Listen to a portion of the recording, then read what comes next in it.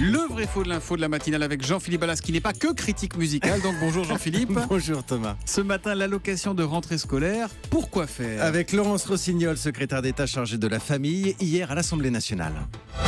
Dans 95% des cas, l'argent est bien utilisé pour les enfants. Dans 95% des cas, l'allocation de rentrée scolaire est bien utilisée. C'est ce qu'affirme Laurence Rossignol. Vrai ou faux, Jean-Philippe? Je dis faux Thomas, un faux de principe. Ça faisait longtemps que je ne l'avais pas sorti celui-là. Alors attention, je ne dis pas qu'il y a mensonge.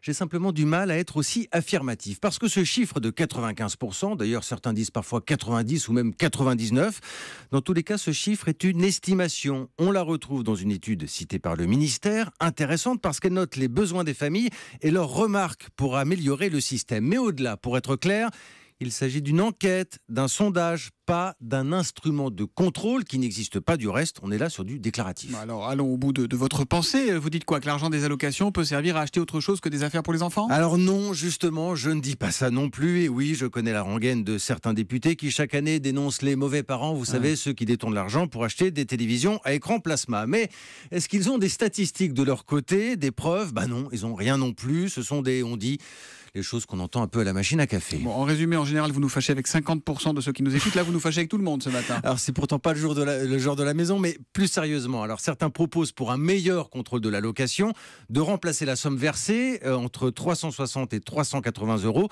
de remplacer donc cette somme par des bons d'achat. Mais comme le dit justement Laurence Rossignol, un tel système coûterait cher à mettre en place. Alors au final, et pour donner des chiffres fiables, Thomas, on peut dire que cette allocation de rentrée scolaire profite à 5 millions d'enfants, plus de 3 millions de familles dont près de la moitié sont monoparentales aujourd'hui.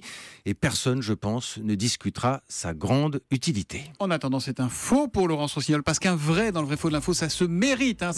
C'est jamais donné gratuitement avec Jean-Philippe Ballas, que l'on retrouve demain à 7h40 sur Europe 1. Demain Jean-Philippe. À demain.